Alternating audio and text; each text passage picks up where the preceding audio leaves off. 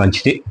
దేవుని ఘనమైన పరిశుద్ధ నామముకే మహిమ కలుగును గాక. దేవుని యొక్క మహాకృపను బట్టి గతకాలం అంతా కూడా దేవుడు కాచి కాపాడి ఆ రెక్కల కింద దాచి మరొక రోజు ఆయన సందులు గడపడానికి దేవుడు సమయాన్ని దయచేశాడు. నేను దినా మనం చూసినట్లయితే చిన్న ప్రార్థన చేసుకుని వాక్య భాగంలోకి వెళ్దాం. స్తోత్రమునైనా మహాపరిశుద్ధుడైన దేవ మీకు వందనాలు, స్తోత్రాలు. మహోన్నతుడు, మహాదేవుడా, గొప్పవాడ, వాక్యమైన దేవుడు నాన్న వాక్యం ద్వారా కొద్దిసేపు మీరు మాతో మాట్లాడి బలపరిచి దీవించి ఆశించి సహాయం చేసి కృపతో వదిలిచేసి మీరే మహిమ పొందమని, వాక్యమైన దేవుడు నాయన ప్రభువా వాక్యం ద్వారా మాట్లాడమని, వాక్యం వినుచున్న చూస్తున్న ప్రతి బిడ్డను కూడా మీరు దీవించి ఆశించి మేము వాక్యం హృదయంలో చూసుకుని పోయినట్టుగా సహాయం చేశామని యేసునామములో నడుచున్నాం తండ్రి, ఆమేన్. మంచిది. దేవుని ఘనమైన పరిశుద్ధ నామముకే మహిమ కలుగును గాక. దేవుని యొక్క మహాకృపను బట్టి గతకాలం అంతా కూడా దేవుడు కాచి కాపాడి ఆ రెక్కల కింద దాచి మరొక రోజు ఆయన సందులు గడపడానికి దేవుడు సమయం ఇచ్చాడు. అందరి బట్టి ఆయన నామముకే మహిమ కలుగును గాక. వాక్యం వినుచున్న చూస్తున్న మీ అందరికీ కూడా ప్రభువైన యేసుక్రీస్తు నామములో వందనములు, శుభములు తెలియజేస్తున్నాను. నేటి దినాన్ని మనం చూసాం కదా, మొదటి రాజుల గ్రంథం 2వ అధ్యాయంలో మనం చూసినట్లయితే 2వ అధ్యాయంలో దావీదు సొలొమోను రాజుగా స్థిరపరిచిన తర్వాత దావీదు సొలొమోనుకి కొన్ని రాజ్యంలోని కొన్ని విషయాలు చెప్పాడు. కొంతమంది మనుషుల గురించి, వాళ్ళకి తీసుకోవాల్సిన నిర్ణయాల గురించి చెప్పినప్పుడు అదే విధంగానే రాజు కొన్ని నిర్ణయాలు తీసుకున్నాడు. ఆ నిర్ణయాల్లో యోవాబు గురించి, షిమీ గురించి, అలాగే అబ్యాతారు గురించి, అలాగే ముఖ్యంగా అందులో బర్జిల్లయి, అతను చాలా మేలు చేశాడు, చాలా సహాయం చేశాడని చెప్పేసి ఆయన గురించి కూడా ఆ సంఘటనలో గుర్తు చేసుకున్నాడు, జ్ఞాపకం చేసుకున్నాడు. అదేవిధంగా వాళ్ళకి తీర్పు కానీ, వాళ్ళకి ఇవ్వాల్సిన మొదటి ప్లేస్ కానీ అలాగే ఇచ్చాడు. ఇక్కడ 3వ అధ్యాయంలో మనం చూసినట్లయితే చూడండి, 3వ అధ్యాయము సొలొమోను ఐగుప్తు రాజైన ఫరో కుమార్తెను పెళ్లి చేసుకొని అతనికి అల్లుడాయను. తన నగరును యెహోవా మందిరమును యెరూషలేము చుట్టూ ప్రాకారమును కట్టించుట ముగించిన తరువాత ఫరో కుమార్తెను దావీదు పురమునకు రప్పించెను. ఆ దినముల వరకు యెహోవా నామమున కట్టబడిన మందిరం లేకపోగా జనులు ఉన్నత స్థలములందు మాత్రము బలులు అర్పించుతూ వచ్చింది. తన తండ్రి అయిన దావీదు నియమించిన కట్టడములను అనుసరించుచు సొలొమోను యెహోవా యందు ప్రేమ ఉంచెను. కానీ ఉన్నత స్థలముల యందు అతడు బలులు మాత్రం అర్పించుచు ధూపం వేస్తూ ఉండెను. గిబియోను ముఖ్యమైన ఉన్నత స్థలమై ఉండెను గనుక బలులు అర్పించుటకై రాజు అక్కడికి పోయి ఆ బలిపీఠం మీద 1000 దహన బలులను అర్పించారు. గిబియోనులో యెహోవా రాత్రి వేళ స్వప్నమందు సొలొమోనుకు ప్రత్యక్షమై, నేను నీకు దేన్నిచ్చుట నీకిష్టమో దాన్ని అడగమని దేవుడు అతని సెలవేయగా, సొలొమోను ఇలాగ మనవి చేసెను, నీ దాసుడును నా తండ్రియునైన దావీదు నీ దృష్టికి అనుకూలముగా సత్యమును నీతిని అనుసరించి యథార్థముగా యథార్థమైన మనస్సు గలవాడై ప్రవర్తించెను గనుక నీవు అతని ఎడల పరిపూర్ణ కటాక్షం అగుపరిచి ఈ దినమున ఉన్నట్లుగా అతని సింహాసనం మీద అతని కుమారుని కూర్చుండబెట్టి అతని యందు మహాకృప చూపి ఉన్నావు. నా దేవా యెహోవా, నీవు నా తండ్రి అయిన దావీదునకు బదులుగా నీ దాసుడైన నన్ను రాజుగా నియమించి ఉన్నావు. అయితే నేను బాలుడను, కార్యములు జరుపుటకు నాకు బుద్ధి చాలదు. నీ దాసుడనైన నేను నీవు కోరుకొనిన జనుల మధ్య ఉన్నాను. వారు విస్తరించి ఉన్నందున వారిని లెక్క పెట్టుటయు వారి విశాల దేశమును తనిఖీ చేయుటయు అసాధ్యం. ఇంత గొప్పదైన నీ జనములకు న్యాయము తీర్చగలవాడెవడు? కాబట్టి నేను మంచి చెడ్డలు వివేచించి నీ జనులకు న్యాయము తీర్చినట్లు నీ దాసుడైన నాకు వివేకము గల హృదయము దయచేయము. సొలొమోను చేసిన ఈ మనవి ప్రభువునకు అనుకూలమాయను గనుక దేవుడు అతనికి ఇలాగూ సెలవిచ్చెను, దీర్ఘాయువునైనను ఐశ్వర్యమునైనను నీ శత్రువుల ప్రాణమునైనను అడుగక న్యాయములను గ్రహించుటకు వివేకము అనుగ్రహింపమని నీవు అడిగితివి.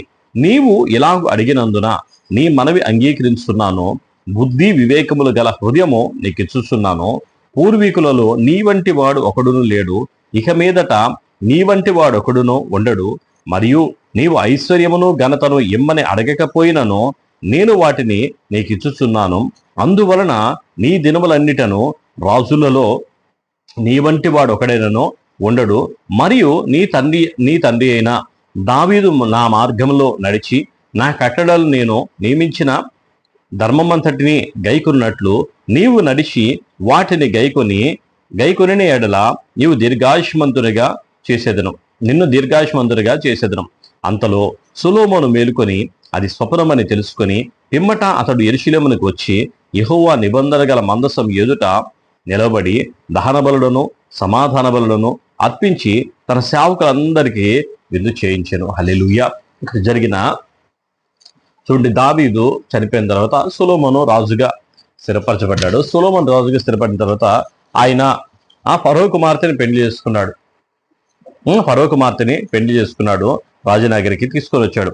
అయితే ఉన్నత స్థలాల మీద బలులు అర్పించడం అనేది ఈయనకి ఆనవాయితీగా ఉండగా గిబియోను అనే ప్రదేశానికి వెళ్ళి అక్కడ 1000 దహన బలులు అర్పించి ఆ రాత్రి అక్కడ నిద్రపోయాడు. ఆ రాత్రి అక్కడ నిద్రపోయినప్పుడు దేవుడు అతన్ని దర్శించి నీకేమి ఇవ్వాలి, నువ్వేం కావాలని కోరుకుంటున్నావో తెలియచేయమని చెప్పి అడిగినప్పుడు సొలొమోను చాలా చక్కగా ప్రార్థన చేస్తున్నాడు. అయ్యా, నా తండ్రి అయిన దావీదుని బట్టి నాకు ఈ సింహాసనం ఇచ్చావు, దావీదుని బట్టి నాకు రాజ్యం స్థిరపరిచావు. ఇది నా గొప్పతనం కానీ నా తెలివి కానీ ఏమీ లేదు, అది నీ కృప తప్ప వేరేది ఏం లేదు అన్నట్లుగా తండ్రి అయిన దావీదుని బట్టి నాకు ఇచ్చావని చెప్పేసి దాని గురించి దేవుడి దగ్గర వేడుకుంటూ, అయితే ఇక్కడ నాకు కావాల్సింది, నేను బాలుని, నాకు ఈ ప్రజలందరూ కూడా ఎవరెవరు ఎక్కడెక్కడ ఉంటారో, ఎవరెవరు ఏం చేస్తారో, రాజ్యంలో ఏం జరుగుద్దో నాకు తెలియదు కదయ్యా. అయితే నాకు వివేకంతో పరిపాలించడానికి, వివేకంతో నడిపించడానికే నాకు జ్ఞానం దయచేయి. మీ అందరూ కూడా నీ ప్రజలే, నీ జనులే, మంచి చెడ్లు అన్ని కూడా వివేచించడానికి నాకు జ్ఞానం దయచేయి అని చెప్పేసి దేవుని వేడుకుంటున్నాడు. దేవుని వేడుకున్నప్పుడు దేవుడు అతని మనవి ఆ దేవునికి చాలా అనుకూలంగా ఉందంట. ఎందుకు అనుకూలంగా ఉందంటే అతని గొప్పతనాన్ని చెప్పుకోలా. నేను ఏదైనా చేయగలుగుతాను ప్రభువా అని చెప్పేసి అనలేదు. నువ్వు నాకు ఇచ్చేవగా నేను నిలబెట్టేస్తాను అయ్యా అని చెప్పి అనలేదు. అనకుండా నా తండ్రిని బట్టి నాకు ఈ సింహాసనం ఇచ్చావు. అయితే ఈ ప్రజలందరూ కూడా కాపాడడానికి, ప్రజలందరూ కూడా న్యాయం తెచ్చడానికి నాకైతే శక్తి చాలదు, నువ్వు ఇస్తే తప్ప, నువ్వు నాతో పాటు ఉంటే తప్ప దీన్ని చేయలేదని చెప్పి దేవుని అడిగినప్పుడు అది దేవునికి అనుకూలమైందంట. దేవునికి అనుకూలమయ్యి అతనికి బుద్ధి జ్ఞానంలో గల వివేకాన్ని అతనికి ఇచ్చాడు. ఆ ప్రజలందరి మధ్యలో జనులందరూ కూడా పరిపాలించడానికి బుద్ధి జ్ఞానంలో గల వివేకాన్ని ఆయనకి ఇచ్చాడు. ఇచ్చి ఆయన అంటూ ఉన్నాడు కదా, నువ్వు ఐశ్వర్యంలో ఘనతలో శత్రువుల ప్రాణం అడగకపోయినా సరే నీకు ఐశ్వర్యం ఘనతను కూడా నేను ఇస్తాను, అవి కూడా నువ్వు తీసుకో అని చెప్పేసి ఇచ్చాడు. ఇచ్చి ఆ మాట చెప్పగానే వెంటనే సొలొమోనుకి మెలకు వచ్చింది. మెలకు వచ్చి చూస్తే కళ దర్శనం అని చెప్పేసి వెంటనే లేచి దేవుని మందసం దగ్గరికి వచ్చి అక్కడ మరలా అందరికీ అక్కడ దా మందసం ఎదుట బలులు అర్పించి ఆ దేవుడు నాతో మాట్లాడని అందరికీ కూడా విందు చేయించాడు. దేవుడు అన్న మాటలు కూడా నీలాంటి రాజు ఒక్కడు కూడా ఉండడు, ముందుగానే తర్వాత కానీ నీలాంటి జ్ఞానం కలిగిన ఎవడు ఉండని చెప్పేసి దేవుడు ఇచ్చిన ఆ వరాన్ని బట్టి, దేవుడు ఇచ్చిన ఆ మాటను బట్టి, దేవుడు ఇచ్చిన ఆ కృపను బట్టి వెంటనే పరిగెత్తుకొని వచ్చి బలు అర్పించాడు.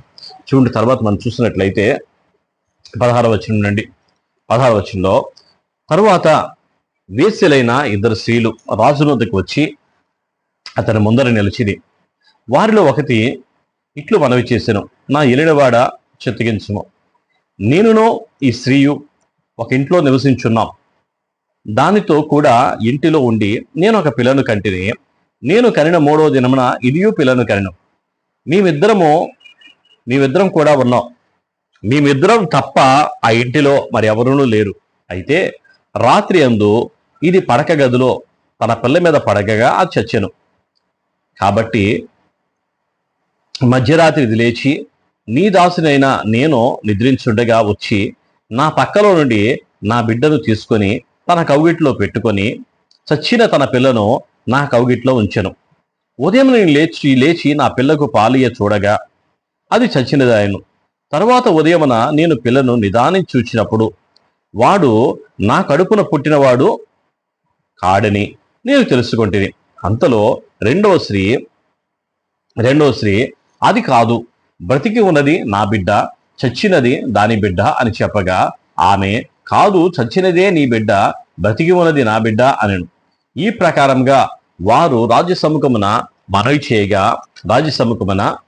చేయగా రాజు, బ్రతికి ఉన్నది నా బిడ్డ, బ్రతికి ఉన్నది నా బిడ్డ, చచ్చినది నీ బిడ్డ అని ఒకటియు రెండవది అలా కాదు, చచ్చినది నీ బిడ్డ, బ్రతికినది నా బిడ్డ అని చెప్పుచున్నది గనుక కత్తి తెమ్మని ఆజ్ఞ ఇచ్చెను. వారు ఆ కత్తి రాజసన్నిధికి తేగా రాజు 2 భాగములుగా బ్రతికి ఉండు బిడ్డను చేసి సగము దీనికి సగము దానికి చిరు సగము ఇవ్వవలసిందని ఆజ్ఞ ఇచ్చాను. అంతలో బ్రతికి ఉన్న ఆ బిడ్డ యొక్క తల్లి తన బిడ్డ విషయమై పేగులు తరుకుపోయినదై రాజునొద్ద, నా ఏలినవాడ, బిడ్డను ఏమాత్రము చంపక దానికే ఇప్పించమని మనవి చేశాను. ఆ రెండవ స్త్రీ అది నాదైనను దానిదైనను కాకుండా శిరసగము చేయమని అనెను. అందుకు రాజు, బ్రతికి ఉన్న బిడ్డను ఏమాత్రమో చంపక మొదటి దానికి ఈడి దాని తల్లి అదే అని తీర్పు తీర్చెను. అంతటా ఇశ్రాయేలు వారందరూ రాజు తీర్చిన తీర్పును గూర్చి విని న్యాయం విచారించేందు రాజు దైవ జ్ఞానం నొందినవాడని గ్రహించి అతనికి భయపడిరి. హల్లెలూయా. చూడండి, ఇక్కడ 2 స్త్రీలు వచ్చారు. ఇద్దరు కూడా వేశ్యలంట. ఇద్దరు కూడా ఒక ఇంట్లో ఉన్నారు. ఇద్దరికి కూడా పిల్లలు పుట్టారు. ఇద్దరికి పిల్లలు కన్న తర్వాత ఒకటి నిద్రలో తన పిల్లోడి మీద పడుకుంది. పిల్లోడు చచ్చిపోయిన తర్వాత నిదానంగా లేచి చూస్తే పిల్లోడు చచ్చిపోయాడు కదా. చచ్చిపోయిన పిల్లోడు తీసుకొచ్చి పక్కనే ఉన్న ఆమె పిల్లని తీసుకొని ఈమె ఒళ్ళు వేసుకొని ఈ పిల్లని తీసుకొని తల్లి ఒళ్ళు వేసింది. ఆ చచ్చిపోయిన పిల్లోడు తల్లి తెల్లవారుజాము లేచి చూసి పిల్లడు పాలిద్దామని చూస్తే పిల్లోడు చచ్చిపోయి ఉన్నాడు. చచ్చిపోయి ఉన్న పిల్లోడు చూసి నిదానికి తెల్లవారినప్పుడు చూసి ఈ పిల్లోడు నా పిల్లోడు కాదే, దాని పిల్లోడే అని చెప్పి రాజుగారి దగ్గర పంచాయతీ పెట్టారు. రాజుగారి దగ్గరికి వచ్చి వివరం అంతా చెప్తున్నారు. అయ్యా, బ్రతికి ఉన్నది నా బిడ్డ, చచ్చింది దాని బిడ్డ. ఇది కూడా అంటుంది, బ్రతికి ఉన్నది నా బిడ్డ, చచ్చింది నా బిడ్డ, దాని బిడ్డ అని చెప్పేసి ఇద్దరు కొట్టుకుంటా ఉంటే, ఇద్దరు అరుచుకుంటా ఉంటే న్యాయం తీర్చమని సొలొమోను దగ్గర ఆ పంచాయతీ పెడితే వాళ్ళిద్దరు కూడా అప్పుడు రాజుగారు అంటున్నారు కదా. రాజుగారు సరే కత్తి తీసుకురండి అని చెప్పేసి తన బండ్లు చెప్పారు. కత్తి తీసుకొని వచ్చాడు.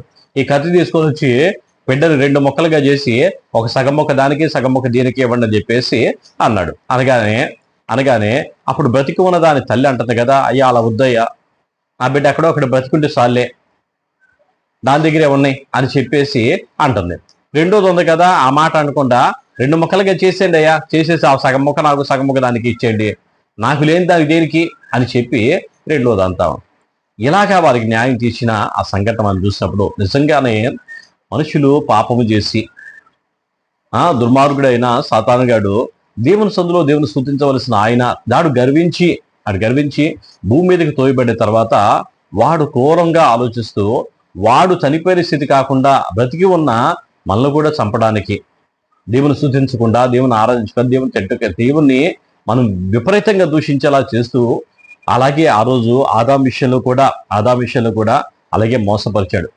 చూడండి, కయ్యను ఆ తమ్ముడైన హేబేలుని చంపేశాడు. హేబేలుని చంపేసిన తర్వాత కయ్యని కూడా నిజానికి చంపేయాలి. ఎందుకంటే అపహత్య చేసినప్పుడు కంటికి కన్ను పంటికి పన్ను అనే పరిస్థితిలో చంపాలి. కానీ దేవుడు అక్కడ కయ్యన్ని వదిలిపెట్టేశాడు. ఎందుకనంటే పోన్లే, ఎక్కడొకటి బతుకుతాలే, ఎక్కడొక్కడ బతకని. అది దేవుని ప్రేమ, అది తల్లి ప్రేమ. మనం ఎన్ని పాపాలు చేసినా ఇంకా బ్రతికి ఉన్నాము అంటే అది దేవుని యొక్క ప్రేమను బట్టి మనం బ్రతికి ఉన్నాం. మన తెలివిని బట్టి లేదో మనం ఏదో తప్పించుకో తిరిగో మనం పారిపోయి ఇంకోటో కాదు, ఆయన కృపను బట్టి మనం బ్రతికి ఉన్నాం. అలాగే తల్లి అంటున్న మాట ఏంటంటే, నా బిడ్డ ఎక్కడొక్కడ బతికినాయి అయ్యా అంటే ఇంకోటి అంటుంది కదా, కాదు చంపి అని అంటుంది. సాధారణంగా మనం చంపడానికి, సాధారణంగా మనల్ని దారి తప్పించడానికి, నాశలో పడేయడానికి వాడు ఎన్ని రకాలుగైనా కుట్రలు పడతాయి. ఎందుకంటే దక్కలేదు దేవుని స్తుతించేది. అలాగే ఇక్కడ కూడా తన పిల్ల దానికి దక్కలేదు కాబట్టి ఎదుటివాడి పిల్ల కూడా ఉండకూడదు. దేవుని సందులో వాడికి స్థానం లేదు కాబట్టి మనకు కూడా స్థానం ఉండకూడదు అని చెప్పేసి వాడు ఎన్ని రకాల కుట్రలైన పని అలాగే చేస్తారు. ఇదంతా కూడా దైవ జ్ఞానం అని చెప్పేసి అక్కడున్న బంటులందరూ, అక్కడ రాజ్యంలో నివాసులందరూ కూడా తెలుసుకొని రాజు ఇచ్చిన దానికి ఆ యొక్క తీర్పుకి రాజుకు భయపడ్డారంట. దేవుడి మాటలు దీవించి ఆశ్రయించదు గాక, దేవుని కృపతోడే ఉండి నడిపించదు గాక. ప్రార్థన చేసుకుందాం. స్తోత్రం నాయన, మహాపరిశుద్ధుడైన దేవ, మీకే వందనాలు, స్తోత్రాలు. మహోన్నతుడ, మహాగణుడ, గొప్పవాడ, జీవం గల యేసే జీవాధిపతి, సర్వశక్తి మంత్ర స్తోత్రారుడైన మా తండ్రి మీకు స్తోత్రం నాయన. వాక్యమైన దేవుడు నాయన, కొద్దిసేపు నాయన మీరు మాతో మాట్లాడారు ప్రభా. సులోమోను నాయన, అయా తండ్రి నాయన, అయా ధనమును ఘనతను అడగలేదు కానీ, శత్రువుల ప్రాణాన్ని అడగలేదు కానీ, వివేకం కలిగి హృదయాన్ని అడిగాడు ప్రభా. తండ్రి మీకు స్తోత్రం నాయన. అయ్యా దాంతోపాటు అన్ని ఇచ్చేవి నాయన, మీకు వందనాలు. అరే రాజు వివేకము కలిగిన ఆయన ఎలా తీర్పు తీర్చాడు ప్రభా చూసినయా, అయ్యా మాకు చూపించారు తండ్రి, మీకు స్తోత్రం నాయన. దేవా మీకు వందనాలు. అది మీ ప్రేమ అయి ఉంటుందిగా ప్రభా. ఆ ప్రేమను నాయన వెల్లడిపరుస్తున్న ప్రభా, ఆ జ్ఞానాన్ని బట్టి మీకు స్తోత్రాలు ప్రభా. మీ కృపతో మమ్మల్ని జ్ఞాపకం చేసుకుని, దయతో జ్ఞాపకం చేసుకుని మీరే మహిమ పొందమని ఇస్తాను తోడుగా నడిపి సహాయం చేసి కృపతో వదిలిచేసి మీరు మహిమ పొందమని యేసు నామములో అడిగి వేడుకొంచున్నాం తండ్రి. ఆమేన్. అందరు కూడా వందనాలు.